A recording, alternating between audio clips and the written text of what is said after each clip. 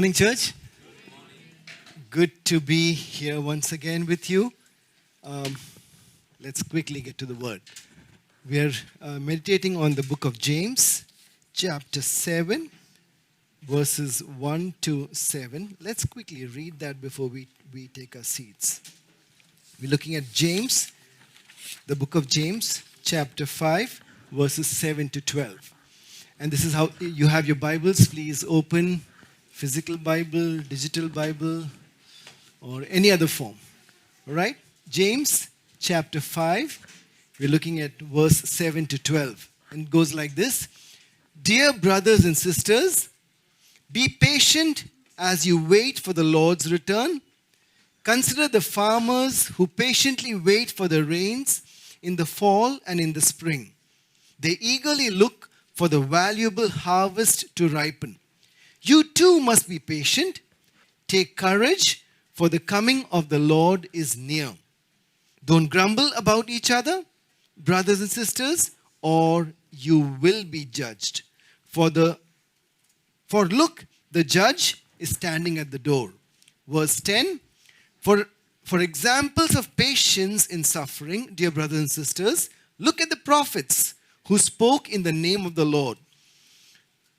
We give great honor to those who endured under suffering. For instance, you know about Job, a man of great endurance. You can see how the Lord was kind to him at the end, for the Lord is full of tenderness and mercy. Verse 12, but most of all, my brothers and sisters, never take an oath by heaven or earth or anything else.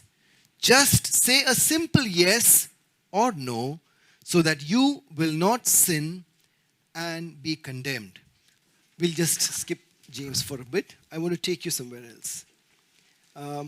This is probably one of the most, hard days in Jesus' life. Besides his crucifixion, this, I believe, is one of the most difficult days in Jesus' life. The day began early morning with the news that his brother was killed. And that's John. And can you imagine somebody you grew up with? And long before his birth, there were stories about how the children were united in a very different form. This brother that Jesus loved and cared for is dead. And not just that. As he's undergoing the emotion of the death of his brother, another news comes. The person who got his brother killed is now going to come after him. So sadness, fear, it's a whole roller coaster of emotions for this day. Now we have sadness where his brother dies. Now he is threatened. His own life is under threat. So he decides to just take some time out. Immediately after that, the whole bunch of disciples come. All his disciples. And the reason is that just recently he had asked them to go 2 by 2 and pray and do all the various things that they were asked to do. Now they have come back, and they have come back with excellent reports. We could do this, and all the wonderful miracles happen, and all the wonderful things. And Jesus now, from sadness to fear, is now rejoicing. He's rejoicing with his disciples. You can see the emotional roller coaster happening here, right? Now, as his disciples are explaining about all the things that happened, suddenly you find about 5,000 people have just come along with the disciples. You can imagine why, right?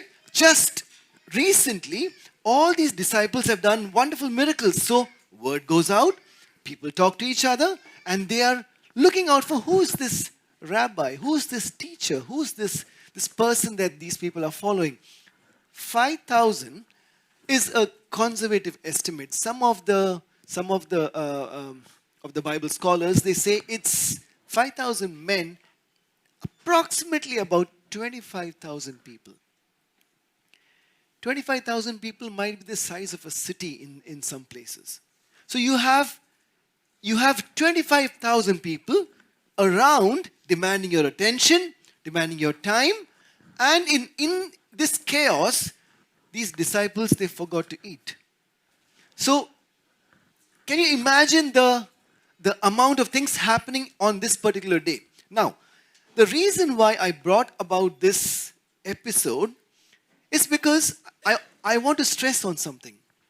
Jesus understands what it means to go through stress because he himself went through it. Besides all the events of the crucifixion, every emotional experience that you can think of, he has already been through it. Death of a loved one, threatened with his own life, the joy of joining with his disciples, the pressure of people around demanding his attention, demanding the things that somebody has need for healing, somebody has some other need. Jesus, would you touch my child? Would you pray or anything? Surrounded by at least 25,000 people. So when you are going through the situations that you are going through, I want to encourage you this morning, you're not alone.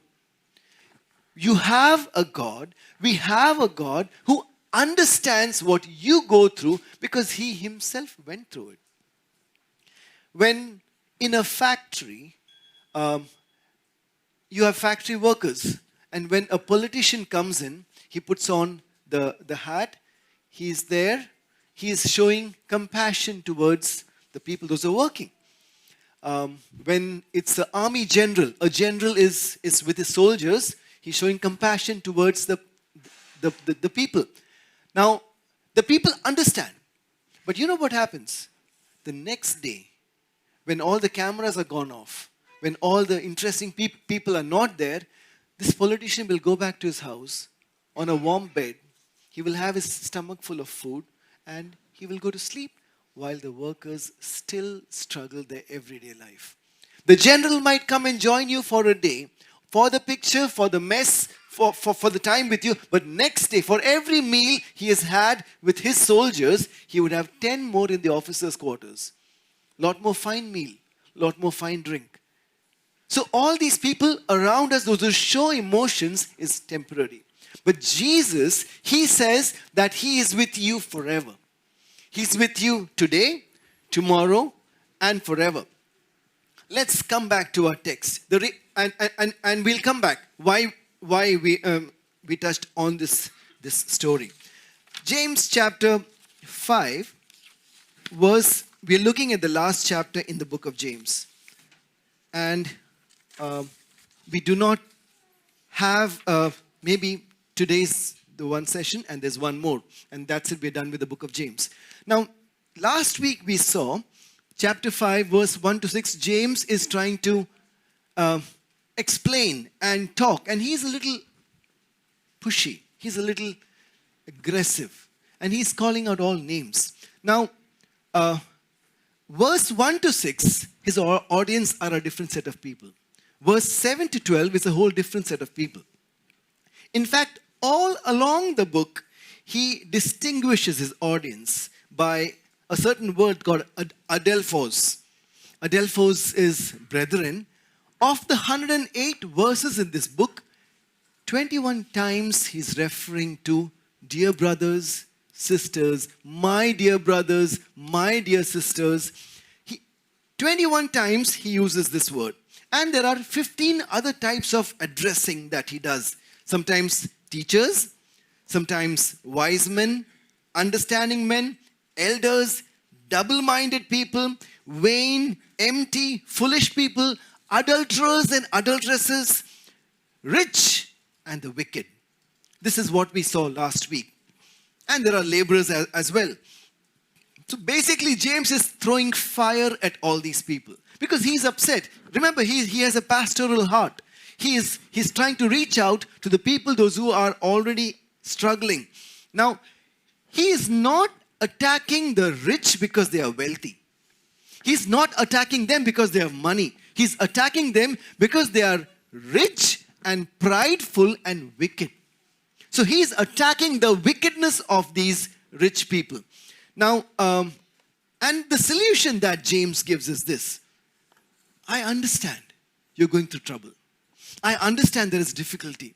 But the hope of your trouble is not this place where you are in. The hope of your trouble is eternity. Look on to Jesus. Now, it's easy for people to say, have patience. It's easy for everyone to expect that you have patience. And most of the time, we do have patience. Like, for example, we have a baby.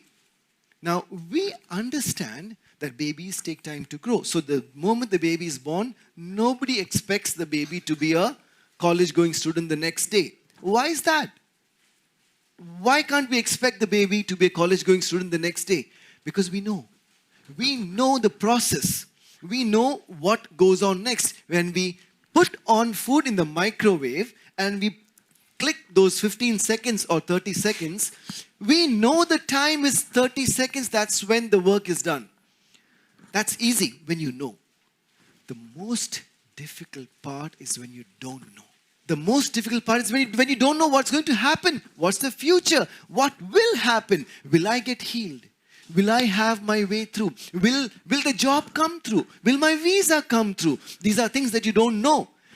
Even when you don't know, you need to have the hope and the faith. And James is saying that your hope, the solution to your problem is the hope, and the hope is your hope into the future. The hope that is coming, the day of the Lord. Now, remember this. Conservative estimate is that this book, the book of James, was written about 50 years after Jesus was resurrected. Which safely means there were people alive, those who were during Jesus' time as well. Alright? But there was already trouble in the church. It's just 50 years since Jesus died. And one of the trouble, so now the disciples of Jesus, they have been given the commission to go and preach the gospel, the good news. Now, imagine this. I don't know how many of you have actually been involved in the mission field, in a village or somewhere. I had a chance to be involved in a mission work in a village. This was immediately after school, waiting for college. So we had the summer break and I traveled and I was in this village. And the way I will introduce the gospel is by asking the people, what is your hope? What happens when you die? What is your hope? Do you have an understanding of eternal life? What happens on the day of judgment? Do you know there is a day of judgment? That's the way how I would begin. I'm assuming the disciples of Jesus would also say something around those lines. For example, do you know Jesus is coming back? That his coming is very near. All right. So let's take this case. Day 1, these disciples have come and they are explaining to them, Jesus is coming back. The judgment day is very near. This is a Monday. All right? A couple of days later, Thursday, Jesus is coming back. The day is very near. It's the same. What happened? Monday and Thursday, the same coming back, the coming is very near, keeps on repeating. So they began to ask the question, where is that? Where is that day of reckoning? Where is that day that you're talking about? Let's look at 2 Peter. It's true. It's in the scripture. Let's go there. 2 Peter chapter 3 verses 3 to 4. You will actually find people questioning this. Where is the day of the Lord? The parousia. Yeah. Now, and who are these people? These are scoffers. These are people, those who are causing confusion and distraction in the church. Where is this day of the Lord? Now, remember in John chapter 21, verse 18. Can we go there together? John chapter 21. This is the interaction with Peter. And what just happened is, Peter denied the Lord. Okay? Not once, not twice, the wonderful 3 times. All right. So now Jesus and Peter are talking, and Jesus is reinstating Peter. So Jesus tells, do you love me? He said, yes, I do. Peter, do you really love me? Yes, Lord, I do. And this is the whole episode around that, right? So let's go to verse 18. Jesus said, feed my sheep. First time, do you love me? And then it goes on. Verse 18 says, very truly I tell you, before that. All right, this is Jesus predicting Peter's death. All right, verse 18, very truly I tell you, when you were younger, you dressed yourself, went where you wanted, but when you are old, you will stretch out your hands, and someone else will dress you and lead you where you do not want to go.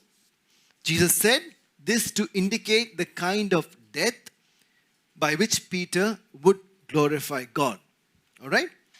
Now, then he said to him, follow me. Wonderful. Verse 20. Peter turned and saw that the disciple whom Jesus loved was following them. This was the one who had leaned back against Jesus at the supper and said, Lord, who is going to betray you? Referring to John. When Peter saw him, he asked, you gave me the bad news. What about this guy? That's basically the question. Okay, I hear what you tell me. What about him? Jesus says a very, very interesting sentence. Verse 22. Jesus answered, if I want him to remain alive until I return, what is that to you? How does it matter if I want him to be alive till I return? You must follow me. Now, because of this, rumors spread among the community that John will not die. John, and it's a fact, John lived the longest among all the disciples, right? So there was this rumor, and this rumor was unfounded. There was no basis for it, and there's clarity required that Jesus never meant that John will live forever, nor that Jesus will come back before John dies. That was not the idea. His idea was, you do your calling. You are asked to follow, you follow, and you go ahead with all that you need to do. Now, this was the confusion about the long time coming. Now, this is not, even Jesus has been talking about this. He keeps saying, long time coming. He gave a couple of examples and parables. The first one is the parable of the talent, where Matthew chapter 25, verse 14 to 30. There's this example where a man is going on a journey, and that is referring to Jesus ascending to heaven. He calls his disciples and entrusts them with his property. And the key word there is, now, after a long time, the master of those servants came and settled accounts with them. Basically means it will be a long time. The second time is the parable of the minas. Once again, he is stressing that there will be a long time before a resolution is done. The parable of the faithful and the wise servant, where the wicked servant, the master goes and gives the affairs of the house to the servant. The servant says, it's a long time. He's not here yet. It comes to a point where this servant begins to ill-treat everybody around him. Wicked, rude, abusive, you can name it. He's all of that and troublesome. And when the master comes, there is an account. But the key is this. This servant, wicked servant, got confused or got the wrong impression because the master was a long time coming. The last one is the parable of the virgins, the 10 virgins. We have the wise and the foolish, and there was a long, they don't know when the party will arrive. And they didn't know what to do. They didn't know how to wait. So, once again, we see that The wise carried oil, and the fool, they went away. So 4 times Jesus is giving examples to explain and emphasize that it would be a long time before he comes. And it's a long time away. That doesn't mean he's not coming back. He did warn us, but he also said that it'll be a long time by the time I come back. And while we are waiting, in this season of waiting, I want you to carry 2 very important principles with you. See, all of us are either already in a season of waiting, or we finished a season of waiting and getting somewhere, or we are about to enter into a season of waiting. We are in some form in this process of waiting.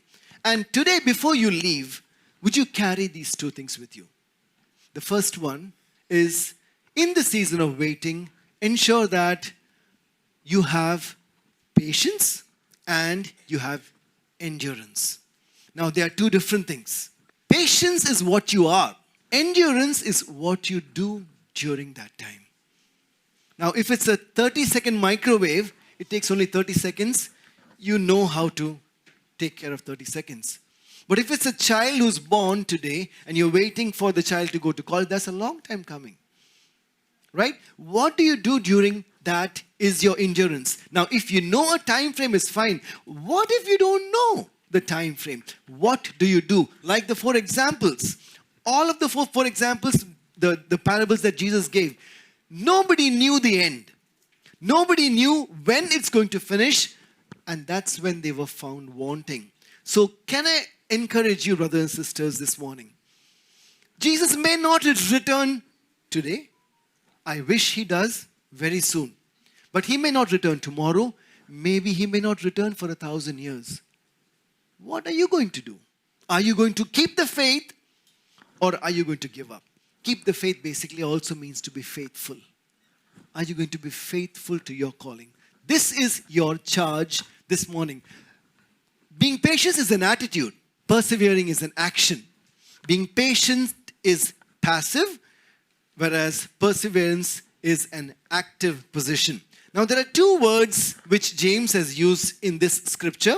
The first word is macrothymio. Macrothymio. And the second word is macrothymia. Now, the translators have used the same word, patience, here. But in the original language, they mean 2 different things. The first word means long suffering or patient. All right? The second word is a noun form, which is a quality. For example, Galatians chapter 5, verse 22. Love is patient. Love is kind. So patience there is a quality. No, it's not an action. So love is patient. So that's the 2 words that James is trying to differentiate here. Now, he gives the example of a farmer. The moment when I read this, and all across the book of James, I find a lot of similarities in the way Jesus talks and the way Jesus presents and the way James. Now, James is giving the example of a farmer. Now, remember, around them are farmers. Around them are people, those who are into this. That's exactly what Jesus did. When Jesus gave his examples and parables, it was about real people having real things around them such that they could relate to what is being said. Now, James also talks about farmers here. And he says, look at the farmers. Most of them were. Or if they were not farmers, they knew farmers around them because they were exposed to that society. Now, he says that the farmer, he waits for the 2 rains. Now, in this area where they lived, the Holy Land, they have almost 6 months of summer. And dry summer, difficult season. Now, after this dry summer, you need the first rain such that the dry ground becomes soft. You can plow it and you can plant your seeds. So you need the first rain. Without that, it's very difficult for you to plow. Now, so the farmer has to wait patiently for the early rain. That's what he said in the verse. So the farmer waits. In the early rain, the soil becomes soft and he's able to plant the seeds. And he waits, and this is around October or November. This is when the early rain happens. And that's also the season where they have got these key festivals. And a part of that festival is to pray for rain. Now, that's in October, November. And the winter comes through about December to February. And the crucial part is March to April when you have the second rain. Now, the seeds that you had sown in October, November, they grow, but they need the February, March rain for the seeds to swell up and to have a good crop and a good harvest. So that's why the early rain and the later rain both are critical and very essential. And you have to be patient. And the patience is the key. I read a very funny story. There was one day in the jungle, an elephant and a rabbit.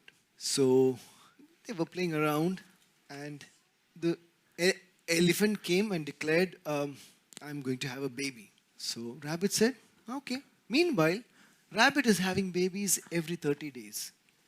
So she has first round of babies, and the elephant, no movement, nothing. Next 30 days, she has the second round of babies. Elephant doesn't have any other movement. Now, the first set of babies which the rabbit delivered, they are now ready to have their own babies, and the elephant is still as it is, there is no movement. This goes on for a year, 12 months, 13. The rabbit begins to come and make fun of the elephant. Are you sure you're pregnant? Maybe it may be gas.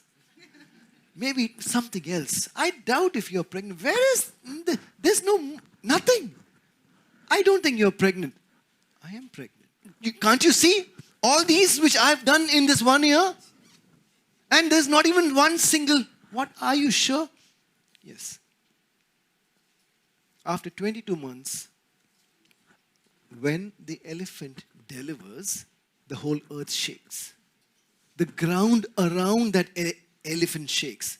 So brothers and sisters, if you're in that season of waiting, hold on.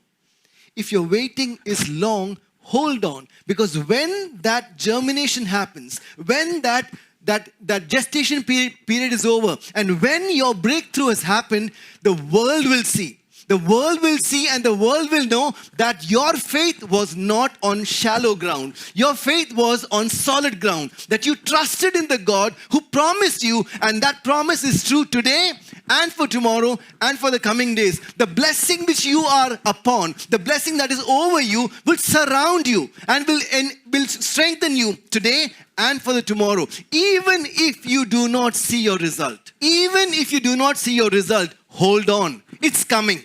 It's coming tomorrow.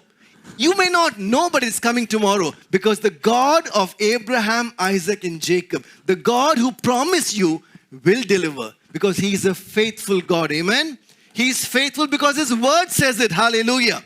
After giving all of this beautiful explanations, James flips around immediately. And he says of something very interesting. Now, a couple of weeks back, I was also sharing from the book of James, chapter 4. And we were stressing a little too much on this fact. James, yes, finishes with one sentence. He says, brothers and sisters, don't grumble. Don't grumble. Now, why would you grumble? And when we meditated last time, what we saw was one very, very clear thing. Your grumble with your brothers and sisters is because you have a problem with God. If your vertical relationship is right, your horizontal relationship is taken care of. When you trust in this God, when you trust in this Father who allowed you all that you have, you find it easy to trust your brothers and sisters around you. When your relation with Father above is good, your relation with your brothers and sisters around you is in order. Do not grumble. Means, now, with God, how can you grumble with God? How can you challenge God? Once again, reminds me of something. Remember, in the Old Testament, there was this person called Jacob. Right? And Jacob, he did what with God? He wrestled with God. He wrestled with God, but this is what doesn't make sense to me. The creator of the universe, the one who said, let there be light, and there was light, is wrestling with a man? How does that make sense? Like, it's not even equal. It's not equal. He is dust. From the dust he came back. And how is the dust wrestling with the Almighty Creator? It just doesn't make sense. And I would struggle with this till I realized something around me. Now, I love children and I love to be around children. So when these tiny tots during Christmas and special seasons, we gather here and we teach them songs. So some of them would come and play around. Some of them will come and fight with me. They want to, push and all of that. That is when it made sense to me. It's one of those tiny tots trying and pushing me but God allowed that fight to go on. God allowed that fight to go on. Why? Because God was teaching Jacob something very important. That after the fight, you know what happened? He walked the rest of his life with a limp. And when he's walking the rest of the life with a limp, he is always reminded that I thought I was somebody. I deceived my brother and I stole all the birthright. I am somebody special. Till one touch to a certain part in the body. And he was limping the rest of his life. That allowed Jacob to be humble. That allowed him to know, to right size himself in front of a holy and a living God. That's the Jacob. That's the example, and that's the understanding of what we need to. God had to change his name. God also had to change his name from Jacob, which means a deceiver, to something else. So there were two things that happened. And that is a big turning point, but then God orchestrated that. Now, James is also encouraging them by saying that, remember the farmer, that's number one. Second time, remember the prophets of old. Now, he doesn't mention the prophets per se, but Jeremiah, he was called the weeping prophet, the persecuted prophet. His ministry lasted over 40 years, and this was during the chaotic final decades of the kingdom of Judah. Now, he was pretty unpopular. He was called a traitor. He was told, remember this, he was told specifically by God not to marry. Some Bible scholars have said because God knew, or God was trying to say that he will die young. But I don't think God was telling him that he would die young. God was telling, all of you guys are going to die. He was telling them that they must submit to the Babylonians as God's judgment. Now the Babylonians, they had a very unique policy when they came to attack land. They had a scorch the earth policy. They don't come and they kill the men, or they don't come and kill the women or the animals. No, they do not leave a plant in that place. They destroy everything, not even a plant. That's the Babylonians. And that's how they were known. And he's basically saying, those guys are coming. And people are, even his own family, calling him a traitor. And he had to endure. He had to endure. He had to be patient, because what he said is, I have to say what I have been told. The second example is, let's look at Elijah. He is the hunted prophet. We all know what happened on the Mount Carmel. The king and the queen were so upset, they put a call on his head, a great reward. He ran. He ran because he was fearful, because everybody knew the prophets were getting killed. He ran and he ran till he was tired. He slept off. God came and ministered. And he sits under a broom tree and prays and says, "It is enough now, Lord. It's enough. Take my life because I'm not better than my fathers or anyone else." And the Lord comes and encourages him there. Isaiah. Isaiah is the martyred prophet. Now, Isaiah, he says he was a man of filthy speech. And he did not even know that he was using bad language, because everybody around him was using bad language. He didn't know till the Spirit of God came upon him, and then he realized, my words are bad. My tongue is bad.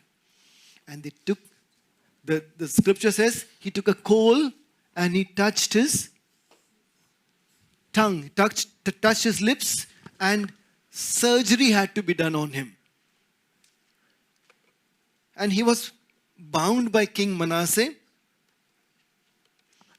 and he was pushed in a hollow tree trunk, and he got the carpenters to cut the tree into two with Isaiah inside. Isaiah inside. He was cut into two. He was killed for his uncompromising preaching against idolatry. Ezekiel, God told, you know what? God told Ezekiel, your wife will die, but you will not mourn for her. And the scripture is very specific. If you, this is what I noted. Ezekiel chapter 24,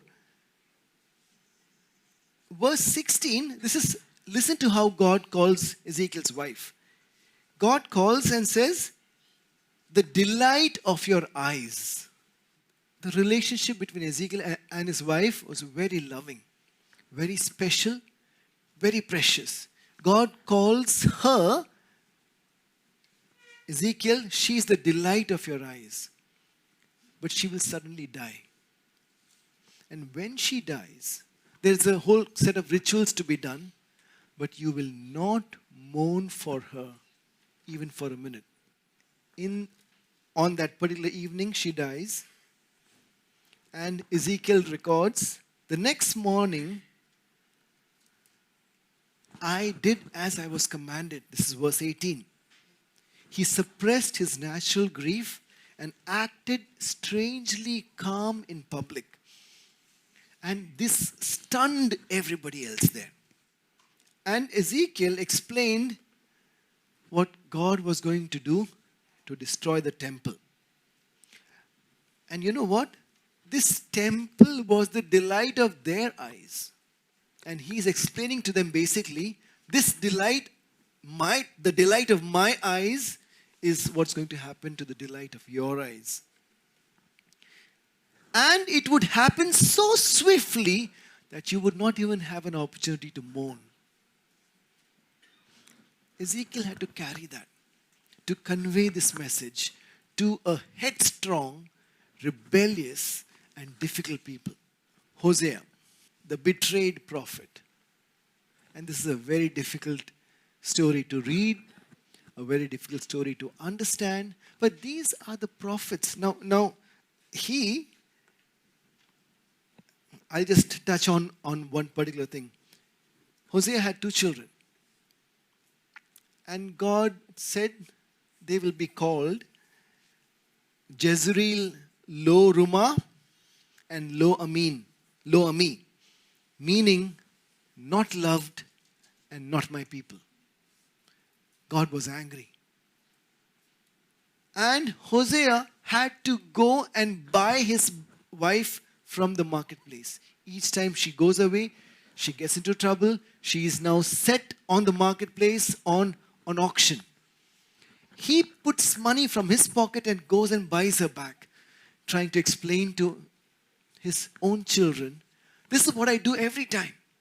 Every time you leave me and you go behind an idol, you go behind something useless and worthless, and I bring you back. I buy you from that place and I bring you to myself. After these prophets, James is trying to explain about Job. And he's trying to remind them, Job is the ultimate example of steadfast endurance. Now, all these prophets that we spoke about, they did not see the promised salvation. Everybody spoke about salvation. Everybody spoke about the days which are coming ahead, wonderful times, there is salvation, there is freedom, there is all the wonderful things. None of them saw it. They believed it. They spoke about it, but none of them actually saw it. But they saw it with their eyes because their eyes was focused on the future promised already. Job is very interesting. Now, we all know the story of Job. Job kept on insisting after all the trouble he went through.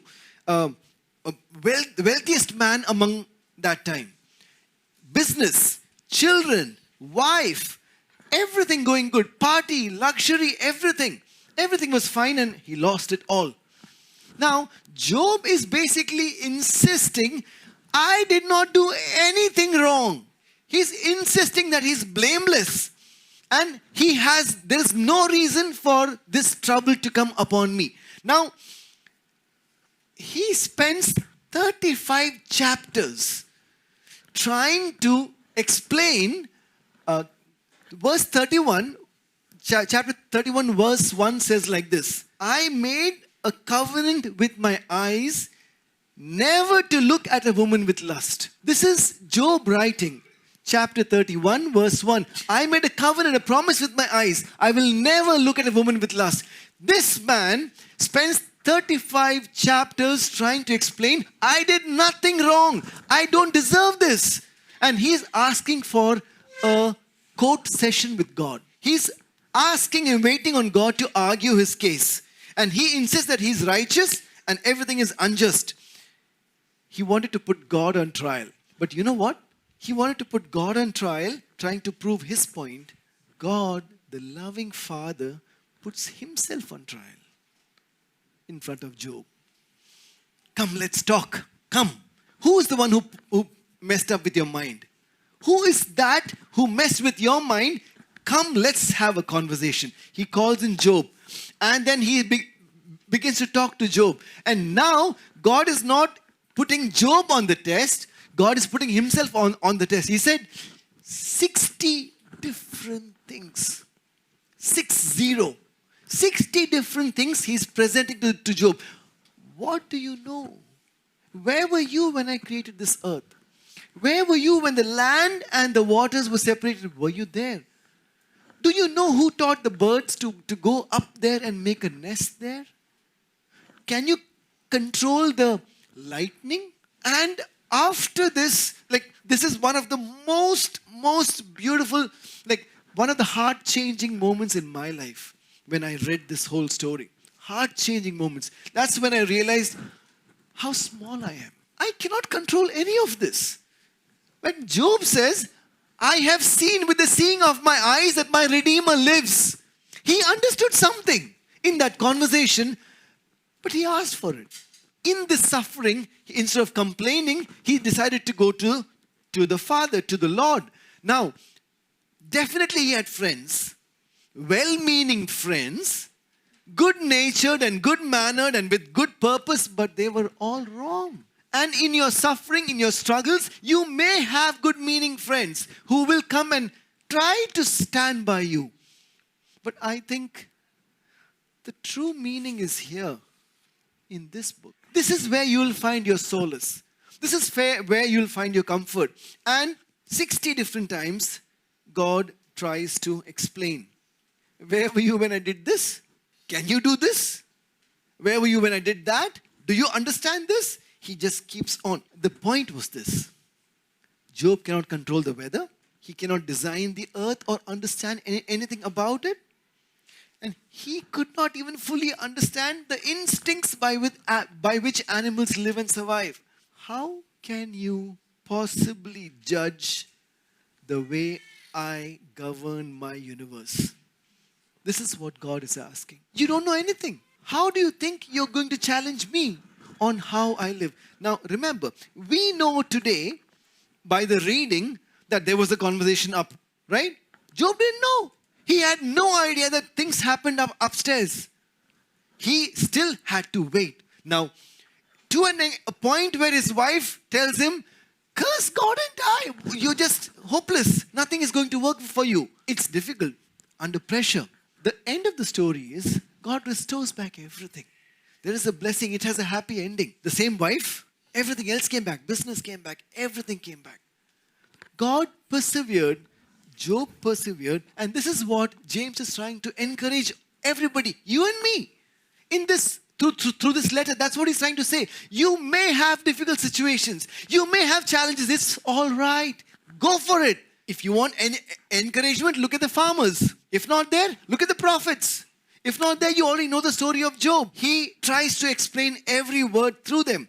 Now, then he suddenly changes tempo and he comes to verse number 12. Now, verse number 12, it starts with a particular word called above all. Now, what he's trying to say is that it's all fine. Struggle, farmers, prophets, Job, it's all fine. Above all of this, beyond all of this, he says, do not swear. Now, I had to spend some time to understand this what is this swear business going on. And so I did some reading. So do not swear. Now, this swear is not talking about the bad words or the filthy words. That's not what he's saying. So do not take an oath. Okay? That's what he's trying to push on. So, what he's trying to say is that, remember when we have conversations, honestly, I don't believe this. Why do you need to add the word honestly there? You can simply say, I don't believe. We all do that. Including me, I have done that. And we embellish our words with such, qualifiers. There is no need for that. What James is trying to say is that do not put this extra stress on these words. When you say something, your character should be so strong that there was no need to add the word honestly or any other special word to it. That's the first thing that he's trying to say. All right? But there is a historic context to it. Okay? Let's go there because I was surprised when I found it out. So what was happening was Matthew chapter 5. Just quickly turn with me and then we're done. This is the last one. Matthew chapter 5, verse 33 to 37. This is Jesus, and he is trying to explain to them about these words. Now, James himself has said multiple times about loose words, right? Look at what Jesus says. Again, you have heard that it was said to those of old. Now, this is Matthew chapter 5. Matthew chapter 5 is Sermon on the Mount, which we recently came out of. And now we're in the book of James. Now, once again he's saying, you have heard, it was said of old, do not swear falsely, but shall perform to the Lord what you have sworn. But I say to you, do not take an oath at all, either by heaven, for it is the throne of God, or by earth, for it is his footstool, or by Jerusalem, for it is the city of the great king. And do not take an oath by your head, for you cannot make one hair white or black. Let what you be simply yes or no. Anything more than that comes from evil. Now, the context to this is in the book of Leviticus. Leviticus chapter 19 verse 12. He says, do not swear by my name falsely, so you will profane the name of God. And Numbers chapter 30 verse 2, it says, if a man vows a vow to the Lord or swears an oath to bind himself by a pledge, he shall not break it. Now, this is the scenario. What was happening was, people had used this oath business to cheat other people. Okay? For example, a man is selling his cow. All right? And the cow has a certain price. Now, he's doubtful if he would get the price. So, he has to do something convincing to sell to the buyer. So one of the potential thing, I'm just making it up. I've not found it in the scripture, but I'm just trying to explain the point. This cow which you're going to buy, she's pregnant. No, I don't think so. No, I swear by Jerusalem. Now, Jerusalem, how can he refuse that? I swear by the altar of God. How can a believing person not accept the altar of God? Right? This was the construct that was going on. But the reason why James is saying this is because there was a problem there. These people had conveniently twisted the law. So, the law had a structure where Jerusalem, then the temple, and then the gold at the temple, and then the altar, and then the gift of the altar, everything, right? Now, if, let's say, you made a promise, and you made a promise by Jerusalem, for example, all right? Now, the promise failed, and you're found wanting. If you go to court, or if you go there, yes, I said by Jerusalem, but I didn't say by the altar. That's why it's all right. I made a promise by Jerusalem, but I didn't say by the gold in the at the temple. Because the gold at the temple has more value than the altar, or whatever their structure was. This is what he's trying to say. Don't get into this oath business of wasting people and spoiling your own character. It's not worth it. It's not worth it. Let me close with one story. There was this, in a field, there was a hen and a pig. So one day, there was a truck that was going by, and on the truck was written this, the Great Indian Breakfast, eggs and bacon. So, and this truck with this big banner is going around and everyone is reading that. The Great Indian Breakfast, eggs and bacon. Now, the truck goes through the city and reaches a village. It reaches a farm. So, in the farm, there was a chicken and the friend. They see the truck go by. Did you see that? We are famous. Egg, bacon. You and me. Hallelujah. We are famous. The pig replies, for you, it was an offering. For someone like me, we had to die. For you, it was just giving away something. But for someone of my kind had to die such that that bacon could be on the plate. It's easy to just leave an offering and walk off. Would you be willing to be that offering? Would you be willing to be that sacrifice? Because it's easy to sing hallelujah. It's easy to sing praise the Lord. Oh, all the beautiful things that happen all around us. It's easy. But when we walk through that valley of shadow of death, can you say, your hand will lead me and your right hand will guide me? Can you actually say that? When the visa doesn't come, when the job interview doesn't happen, when that baby which you've been praying for doesn't come through, or the baby you're praying for came through and then it didn't go the length. Thankfully, we are in a season where God has answered prayers for loved ones. We've been praying for children. But what happens if it doesn't? Are you still going to hold on? Hold on to the promise that I know my Redeemer lives. Can you say that? I know my Redeemer lives. And if you can, praise God for that. If not, you can come here. You can come to the front. You can take some time and there'll be people here to pray with you. To pray with you for the challenges that you are going through. Today it's difficult, but tomorrow it will be not.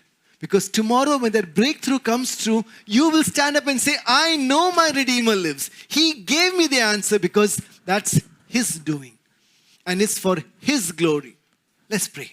Every eye closed, every head bowed. Father, we come to you. Father, we come to you knowing and understanding what your Son has done for us. Father, we come to you knowing that we may have faltered, that our relationship may not be right with you, that we have let you down, that we may have broken your heart. Would you come, Lord? Would you come right now? I ask for my dear brothers and sisters in this place. Lord, would you come? Lord, would you provide that breakthrough in their lives? Hallelujah. Hallelujah, Lord, that which you only can do. Where God will make a way where there seems to be no way. Hallelujah. You will make waters and rivers through the desert where it's impossible. Hallelujah. You will give a breakthrough in Jesus' name. Hallelujah. We thank you. We thank you for this moment, Lord. We thank you for everyone here. We thank you for answered prayers, and we thank you for the prayers which are yet to be answered. Hallelujah. You will answer for your name's sake. Hallelujah. We thank you, Lord Jesus. We thank you for this season, Lord. We thank you for every breakthrough. And Lord, this moment, speak to us, Lord. Speak to us, Lord. Oh Jesus, hallelujah. Speak to us. We need you, Lord, this moment. Not by power, not by might, but by my Spirit, says your word. Holy Spirit, would you come and move this day over each and every one. We need you, Lord. There is no one who can compare to you, Lord. There is no one. There is no one. You are holy. Lord, you're holy. Lord, you're righteous. Lord, you're beautiful beyond description. Thank you, Jesus. You're worthy, Lord.